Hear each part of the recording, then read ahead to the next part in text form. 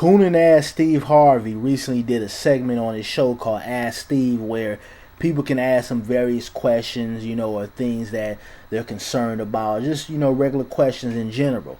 And a white lady happened to ask him how can she deal with people who are history buffs, those who are very intelligent or educated on history or politics or just, things within that nature, and how she can go about handling that, because she doesn't know how to handle when someone who is very educated on history comes at her with certain conversation.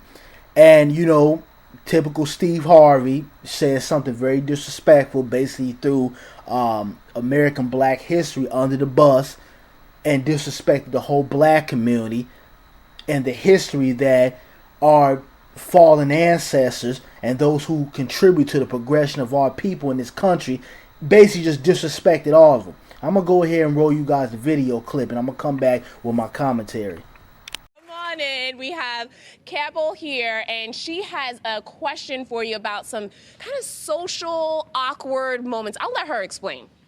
Hi, Steve. Hi. So Greensboro has a lot of museums, but it has even more American history buffs. Problem is, I'm not one.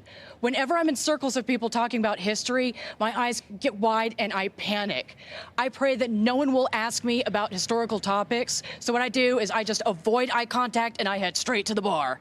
But I need a better strategy. What should I do if I find myself in a conversation with a history buff that goes over my head? I want you to look right at the person and do this right here. They ask you something about the past. You say, I don't really care for slavery.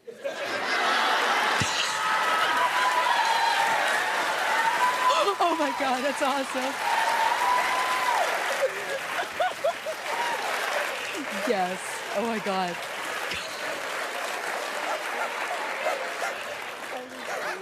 Oh, yeah. It works every damn time.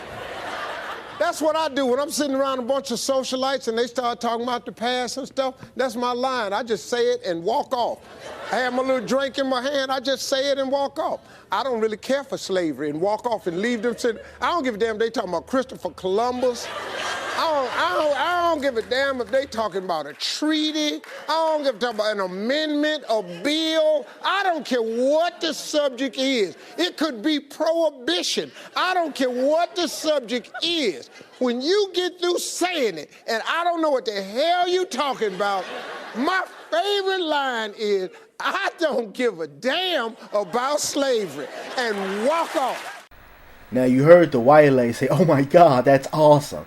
Listen, white lady, if you're watching this video, don't let this big lip, bald head bastard Steve Harvey get your ass kicked. Please, because if you say that to the wrong person, I don't give a damn about slavery. If you say it to the wrong person, you probably get your ass whooped. So, take it from me, somebody who it has common sense and is not some cooning ass Negro out here like Steve Harvey. Don't say that. But, this is, just normal antics from Steve Harvey. This guy is a goddamn coon. He's just like Charles Barkley and many other ones out here. And, I find it funny that we have a group of black people, and I've said this before in previous videos, that have no problem coming out here on YouTube, coming out here, in front of mixed company, out here in the media, on these TV shows, downgrading their own people. There's nothing wrong with, reprimanding or speaking how you feel about people within your community, because I think, us caring about each other, and if we want to move to the next level, we have to speak to those who are not representing our culture or doing things that are out of tact. But when you come out here in a public forum in front of all these white folks, and I don't give a damn if you trying to be funny or not, you don't come out here in a public forum and say some stupid shit like, oh, I tell people I don't give a damn about slavery. And it's crazy that we got people out here with this type of mindset. And Steve Harvey is nothing but a country ass Bama Negro that got a little couple of checks in his pocket. Okay, got the cosign from Oprah Winfrey, and we know how she get down. Those who have watched her over the years. Got the cosign from her, wrote his little corny ass book. White Hollywood liked it. made a movie out of it, and now he feel like he's accepted. Now he feel like he can come out here and throw his own people under the bus. Throw our history under the bus. This is the same coon that got a known racist like Paula Deen and said, hey, come with me. Let's go mentor young black boys. A goddamn racist. And you guys remember, those who follow up and keep a good sense of knowledge of what's going on out here in the media, we all remember what happened with Paula Deen and how she got dropped from Walmart and her racist mindset and the things that she was saying out of her mouth. But you go get a known race, a woman with that type of mindset. Forgive her. Okay, but you reprimand cats, you know, that what it is, they're black sports entertainers, whether it's from Floyd Mayweather or Ray Rice, and I can go on and on. You come down on them. But you forgive a racist like Paula Deen within a snap of a finger and ask her to come and mentor young black boys. Are you fucking serious? So Steve Harvey, you know, it's just... I mean, this guy is a tap dancing coon if I ever seen one. And I don't like him. You know, I have people in my family that, you know, love Steve Harvey. They, you know, they listen to his little morning show every morning. I can't rock with the guy because he's a goddamn coon. And he's sold out. He's forgotten where he comes from. If Oprah didn't co-sign Steve Harvey, he'd be, you know, probably some regular old Negro just doing comedy at the Laugh Factory out here in L.A. It was the black folks that put you on, that say, hey, you know what, we like what this guy is doing. We like what he did with the Steve Harvey show or whatever. We like what he's doing. Let's support this brother. But you get on and you come on a national platform and you throw black history under the bus. You make silly ass jokes like I don't give a damn about slavery. And white folks see this and they say, well, Steve Harvey, you know, he made a joke about it. Steve Harvey said, you know, that's what he says when he's around history buffs and he doesn't know what they're talking about. He says, I don't give a damn about slavery. And they use that. They think that's okay.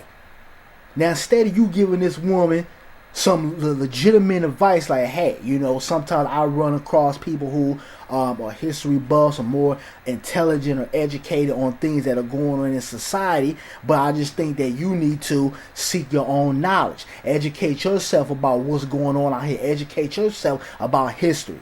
You know, I'm big on history. I love history. I love learning about my culture and my people. You know, I love you know, helping people in society and talking about society issues and talking and voicing my opinion with other people so that we can collectively come together, share thoughts and ideas to change things for the positive here in this world. I follow politics to a certain extent. I don't sit and watch CNN all day long, but I do follow politics. I'm a very diverse type of cat. I could talk to a gangster on the street corner, and I can go in the corporate world and talk that business shit, just like with the Fortune 500 companies. So I'm a very diversified type of guy. But you know, if this woman had came to me, somebody with sense, I would have said, you know, it's about you going out and getting educated about this. If you don't know certain things, that's up to you as an adult to go out and educate yourself on it. Doesn't mean you're going to learn everything overnight, but educate yourself. Become more knowledgeable about history or what's going on out here in the world. But Steve Harvey, you a motherfucking coon, man. You a coon to the third power. Bald head, big lip, son of a bitch. I'm out, man. And to understand this type of man, you must understand that historically there were two types of slaves. The house Negro and the field Negro. Now, the house Negro, he lived in the house next to his master, in the big house, either in the basement or up in the attic. He dressed pretty good. He ate pretty good, what the master left him. He loved his master. I say he loved his master better than the master loved himself. If the master said, we got a nice house here, he said, yeah, boss, we got a nice house here. Master's house caught on fire, the house Negro would be the one who'd run to put the blaze out. If the master got sick, he said, what's the matter, boss? We sick? We sick. You see, this is the thinking of the house Negro. Now, if another slave came up to him and said, let's run away, let's separate, let's get away from this cruel master, he said, why? What's better than what we got here? Run away. I'm not going anywhere. This is the house Negro. In those days, we called him the house nigger. And that's what we call him today, because we still got a lot of house...